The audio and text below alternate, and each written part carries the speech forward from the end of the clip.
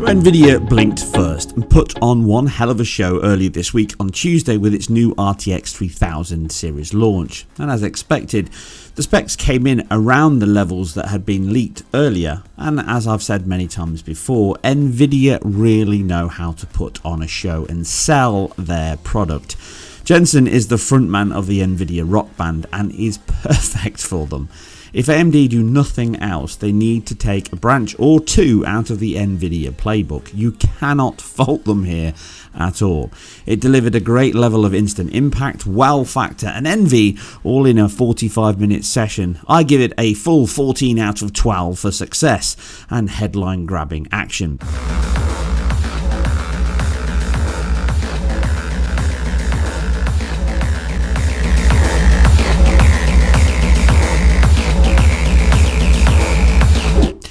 But as is always the case though, the devil is in the detail, and I want to go through the specs of the cards, those return to more acceptable prices, mostly, the features and what this means for the market, consoles, and if you should sign up now for a card or wait just a few mere weeks longer. Let me kick off by saying the cards look great and much better value and impact on the face of it than its Turing predecessor, and I'm confident they will have a longer tail. So let's start with the specs and the two main models. Going back to my 2070 launch review and my AMD RX 5600 XT reviews, I always concentrate on bang for buck, and the best value has always been my method of purchase over the years. Back with my years of Durons or Athlon XP CPUs, to TNT2s, Radeon 9700s through to 970s and beyond and before. I always aim for the best value versus performance. That's just who I am, and that's where I think the smart money always is. And it's no surprise then in my updated chart from those earlier videos, the RTX 3070 is again the clear winner here. I stress on paper, I cover this more shortly, with its theoretical teraflop count of 20 teraflops, it's just shy of 50% more than the top end 2080 Ti from this current generation, for less than half the price. Well, slap my thigh and call me Sally if that's not a 2-for-1 boost in a little under 2 years. But you know what I think about the flop count, and I will not repeat myself here. Well, not just yet anyway. Moving on to the 3080, it drops in value as it is $200 more expensive for 42% or 50% more theoretical performance, which decreases the pound or dollar per FOP value. It comes out as not a surprise that the 3090 is by far the worst value of all, even worse than the 2080 Ti was at launch. It does show that this is very likely a limited, almost paper launch card, designed to hold on to the performance crown for Team Green over the impending RDNA X2 cards that are only weeks away from reveal. Now, I love the fact that we have a BFGPU. For the lead. Excellent. It's just incredible marketing again, and I would love it, but my family would not agree once my heating and food requirements became affected. As such, I'm going to largely ignore the 24GB 3090 as it will be outside of most people's purchase scope and likely will not even be in mass supply anyway. What is clear is the 3000 series has returned us to the 1000 series range pricing after the hike Nvidia thought was valid in the 2000 series. See, this is what competition does for you and us, but I repeat myself to nauseam. What does this really tell us then in terms of impact of these cards from a market level and value proposition then? Well, again, the 3070 is where the smart money is, and it will likely deliver very close performance to the 3080, including ray tracing around that 1620 1800p mark, as the 3080 will at 2160p, all things being equal. Now, do not focus on the teraflop count, remember, I'll touch on that in a moment. As ray tracing scales with resolution, I doubt most will see, notice or possibly even care in the deltas of the resolution difference and the vastly improved DLSS 2.0 and 2.1 that were used in games and is likely going to increase. They likely won't notice especially more as they're saving around 50% on the cost of the 3070 to buy the 3080. Now, the fact the 3070 will be the star of the new series and the biggest seller is not missed by Nvidia, and is borne out by the 3070 being a month later hitting the market in October. Now, this is not to say that if you want 50% more performance at that same 1620/1800p, then the 3080 is worth it, as it gives you the choice over the 3070, depending on how susceptible to TAA and temporal reconstruction you actually are, and obviously that all-important distance from screen. Now, as such, I expect DLSS 2.0 and onwards to have a higher level of adoption in games now that the RTX supported ray tracing did 2 years ago, as that was a little bit of a damp squid aside some standout titles. Now, as I said at the start of the generation, the entire industry is or has now fully moved away from driving pixels only to delivering smarter pixels. The fact DLSS can and now appears will slot into game engines for replacement for TAA, or more a supplement to it, as they all use legacy frame buffers, temporal accumulation and lower buffers. This should not mean a complete rewrite of your existing rendering and post-process pipeline for many games and engines that already adopt a decent embedded level of temporal AA. I will stress though, this will very much be a per team and per engine process. The great news is that the 3080 launch is with founders and aftermarkets at the same time, and I applaud this because this is how it should be done. And these will likely have some extra benefits over the founders edition. I again hope that I can secure a card around launch to give it a thorough and in-depth review, and I am trying my damnedest at the moment to do that. Now, if we look at the performance deltas here on games that favour the cards, assuming because the manufacturers handpick the games themselves, no manufacturer is going to show you a game that doesn't run well on its new card. That's just stupid and suicide. Every manufacturer will do this. So from the chart they've given us, we can see that a rough guide with no axis metrics added, but we can easily see these ourselves and look at the delta from Doom Eternal 4K Ultra between the 2080S and the 3070 is approximately 23% faster, which is almost identical to the 2080S and the 2080 Ti for Doom Eternal 4K average frame rate, which you can see on screen here, which was taken from TechSpot. So back and forth by 1 or 2% here and there, this backs up the claim they made that for these games, the 3070 is performing the same, better, worse than the 2080 Ti for significantly less money. And the graph themselves shows that this is the claim. It's almost on par, but ever so slightly 1 or 2% better on average, which is why they can claim it. And that's perfectly normal. There's nothing wrong with that. So extrapolating from this, we can see that the same games now run approximately 55% faster at this level than the 3070, and thus the top previous card of the 2080 Ti. Again, around 40% less cost and 55% higher rates like for like. Now, moving on from this, many of the other claims likely include DLSS and ray tracing, shown here with the Minecraft RTX on sample.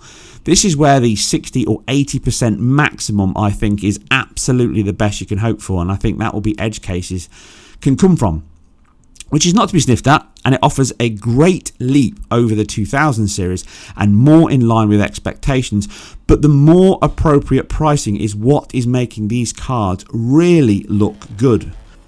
So in all likelihood, Nvidia are becoming aware of these kind of analysis being out there in the open. They've got to get out there first. So they've now released a Doom Eternal video, which I only saw last night while recording this. So this is Saturday morning. And this actually backs up my claim. You can see the average between this actual sample they've done here, like for like, between the two, mostly cutscenes. You can see it can vary anything from 38% up to 60% better.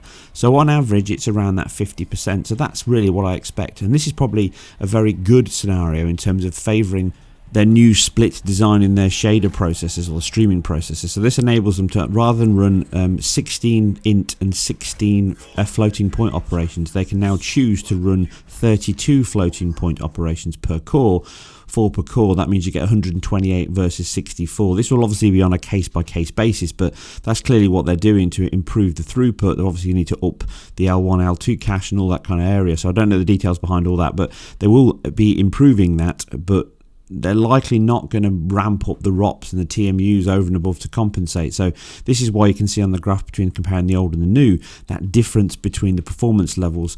The 2080 Ti is significantly more advanced in a lot of areas in terms of pixel fill rate, texture fill rate, bandwidth, but it's still performing around the same level as this GPU. And this again comes down to the whole conversation around teraflops. And this is why it's absolutely pointless, because what they've only proved here is that they have got a 30% slower GPU in terms of teraflops, performing the same as a 43% faster teraflop GPU. And this backs up what I said all those months ago, many years ago, and while I've been talking about it. And a lot of people didn't like that video that I put out in terms of teraflops are a lie, but here we go. This is exactly what I'm talking about. It's a work of art. 20 shader teraflops, 40 RT teraflops, and 163 teraflops tensor core for AI processing. With 8 gigabytes of G6, RTX 3070 is faster than the $1,200 RTX 2080 Ti, starting at $499, available in October. And we know that this is really coming from a dual flank of those new consoles and AMD's resurgent impact in the PC space and its RDNA X2 cards that are just about to launch. Now, the relatively lower clocks of the 3000 compared to the much higher clocks we have seen in the Series X and certainly the PS5 show that AMD is able to push at least 400-500 megahertz higher than Nvidia here, which it needs to if that shader and ALU counts are lower. Now, the wider versus faster split is what we're talking about again, but we will see how that all pans out when AMD get their slot in the limelight. The only question mark I have is the shader teraflops marker is a bit of a red rag to me. As a card that is flagged as having 43% greater teraflops, only equaling a card with 30% less, albeit slightly lower bandwidth, my suspicion is that the actual CUDA cores or the shader cores are the same, or at least they are the same amount, but they're able to process dual FP32 or FP32 int at the same time. So rather than doing 64 per cycle per shader, they're doing 128. And this obviously means that unless TMUs and ROPs and all other areas are scaling in equal with that, along with the caches and all those areas, then they're actually getting less performance out of those shaders per clock than before. The IPC is lower, but they can ram more through. And that almost scales itself, because the linear calculation there is you're getting 6.5, give or take, teraflops more, and you're getting around the same performance. So again, it kind of highlights the fact that you shouldn't be seeing this as a 20 or 30 teraflop card, because it's actually, on that level alone, by Nvidia's own numbers, performing worse than their previous generation at lower teraflops. Remember, the 2080 Ti is only 14.3, so that's not a good example, and this is exactly why I say teraflops, they don't matter. I tend to think that the dual shader process being marketed as equivalent to the 2 times count, and that's why they're saying it, and I totally understand that, because that's genuinely true. They're not lying, but it just goes to show that, as I've highlighted before, and why I always stress how largely irrelevant teraflops are, if nothing else. And in the here and now, Nvidia are back with a competitive and performant card as we move into the next generation, and they've really made a good impact on that. But what about all those headline features that they're packing in? Well, ray tracing is back, and it's obviously based on the stats they've given us, better than ever. Now a 1.7% leap in the giga-rays as before, which will increase accuracy and or speed over the cost as compared to Turing in both the BVH traversal and the triangle ray trace. Now this is aided by the improved 2 times claims tensor cores to help denoise the sparse sample grid from this, and it should add both a decent image and speed improvements, especially and more importantly, due to the fact that DLSS hardware support it also offers and is equally enhanced over Turing. Now this means that for a game such as Control or Metro Exodus, you should see around that 2% increase in either performance or resolutions on the 3080 over the 2080 in ray trace titles, if we take Nvidia's provided figures, which any sensible person would not. But if you look at the graphs they have provided, you can see that this is not the actual case either. Well, aside some edge cases in render tests, it will be true that in certain circumstances it will be up to 2 times, but the reality will likely be somewhere around that 40 to 70%, which is absolutely fine and a decent increase. Let's not beat around the bush. But let me also stress that this is true of every company and marketing claim since history began, and across more than just games and technology. DLSS 2.0 and 2.1 for the 8K 9 times increase to 3090 boosts is just another software solution that is already supported by the 2000 cards, and the fact Nvidia is pushing it here and that 1440 30 FPS absolutely amazing Marbles path trace demo shows that high resolution and frame rates are all sacrificed when you need to show next gen visuals, and I applaud this, as it impacts much more than just the same game at faster frame rates. And to me, this is the change that is the most significant. I've harped on about this for years, so people know that that's how I feel. This also marks a shift for me that we saw happening in the last launch for the PC space, and that is quality of pixels and sparse rendering, intelligent upsampling, and perceived reductions in throughput are also a focal point now in the PC space, just like consoles have been for the past 2 generations, or even more. In my opinion, you should always take additional power and throughput to target better pixels over simply more of them or at a faster rate. As we saw with Sony in the Pro's checkerboard rendering and ID buffer in the hardware, this is not a new plan.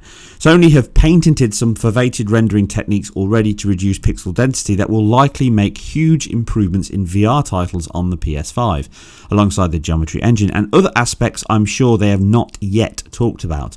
And I'm confident that all 4 teams will be using a mixture of power and custom solutions to achieve native 4K quality at a lower cost.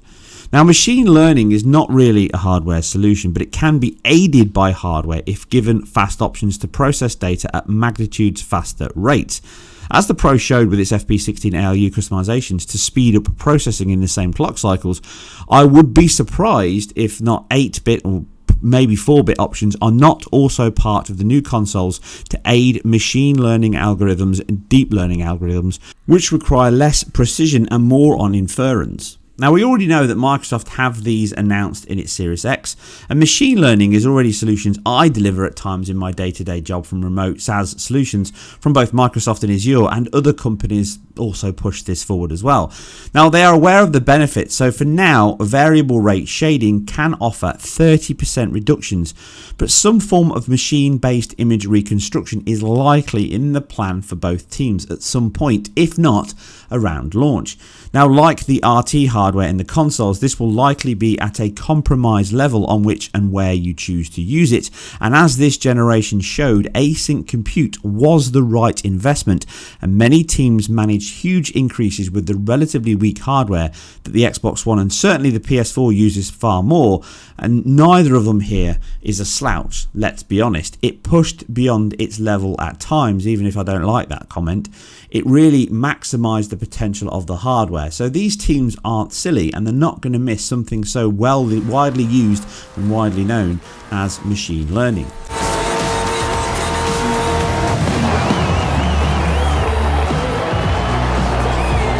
Now, the last piece I want to touch on is the RTX IO. That is mirroring what I have been talking about since my expectation of the new SSDs, and I covered in greater detail a few months back, May or April, on my Next Generation Leap series in the SSD and the IO video. You can see a link below and on screen.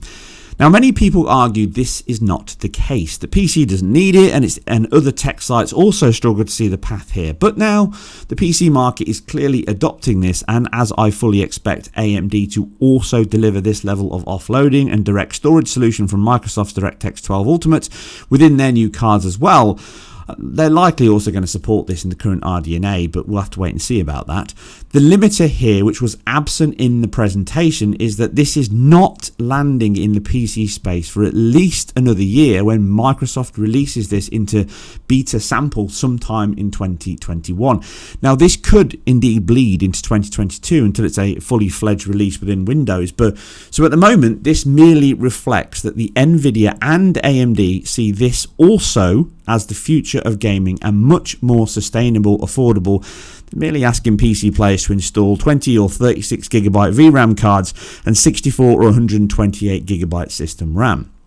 This is better, not only from a consumer point of view, but from a developer point of view, as the same API that will support the Series X. Again, I hope this is ready from launch for the new consoles, but we saw similar issues with the Xbox One as well, so I'm not going to put my hand up and say it is ready, but I hope it is. If not, then this will be used later on, but either or, they will both be used for the console and the PC when they are ready. Now, Nvidia and AMD have been working on direct GPU access for a while, so there's nothing new here, but being able to stream data directly into VRAM, keeping it compressed until needed in VRAM, thus reducing space and bandwidth, all the while bypassing the current system RAM funnel that happens now, is a great generational leap. And obviously using the GPU to decompress the data means that it takes all that strain away from the CPU, and the CPU's only got to do the handling of the thread request, data movement, and everything else that goes on. Not insignificant, but the compression has been moved away. So this genuinely solves what I've been saying for a few months about how the PC will move forward. It will likely support PCIe 3 as well, because it's certainly fast enough to deliver a good throughput, but they may lock it down to PCIe 4, which obviously the RTX 3000 supports, along with HDMI 2.1. Now, this whole change signifies that Sony was right with its path, as already demonstrated with its road to PS5, the Unreal Engine 5 demonstrations, Ratchet & Clank demos that I've covered, and all other areas. So these and other teams are all thinking along the same lines. I'm not saying Sony invented this. I'm saying that we can see that generally this is the shift that everyone's making. Now, hopefully the remaining skeptics get on board what a paradigm in data and intelligent technology use this actually is, and the wider adoption of it will only help it grow faster, and it means third-party teams will start to utilize this across the three platforms much sooner and specifically more effectively. The downside is the PC will likely be behind the consoles for another year while this happens, and this means it will likely hamper teams that will really dive into it heavily just yet, probably aside some incentivized plans and bigger AAA teams that obviously will be doing this. It does also show that Nvidia acknowledged the impact Sony has made with this, as did Microsoft with its Series X announcements, but they are not quite ready for prime time, as it is further away than I had hoped, and they really led on in this demonstration, which again is just the whole part of marketing. That's what you have to do. You highlight your strengths and you don't lie about your weaknesses, but you push them a little bit out of the spotlight. You can read more about this itself directly from Microsoft's blog and Nvidia's blog post on their websites. Again, I've stuck the links in below. So the summary is, all in all, this is a great showing from Nvidia. It sparks a return to much better pound for pound performance alongside a generational leap in GPU power over the previous generation. It also shows that Nvidia know that the competition is coming and it is brimming and bringing a great deal to the game. And this is good, as well-priced cards like this means we are heading into a generation with a great deal of excitement. And no matter if you are a console player or a PC player or both, then we are all in for a hell of a ride. And that sublime Cyberpunk 2077 in its full ray-traced shininess glory really highlighted just the kind of things we can look forward to very soon indeed. And it shows we have a lot to be excited for. Nvidia have really thrown down the gauntlet hard here. The question is, who will pick it up next? In the end, what do you think of this presentation? Has Nvidia already sealed your sales ticket? Have they already got your money, your wallet's open, and you're ready to purchase? I'm sure there's many people there that will. There's no argument that Nvidia have really brought their A game here, and that's great. And you've got to commend them for really putting down the gauntlet as well as they have. But other teams have yet to show their hand fully, and you can't take the marketing presentation on face value. There's lots more here to discuss. There's lots more information to be unpacked. And certainly once I've got my hands on with hardware, I can give you all the lowdown on both the cards, or as many cards as I can get, to give you the information as best as I can.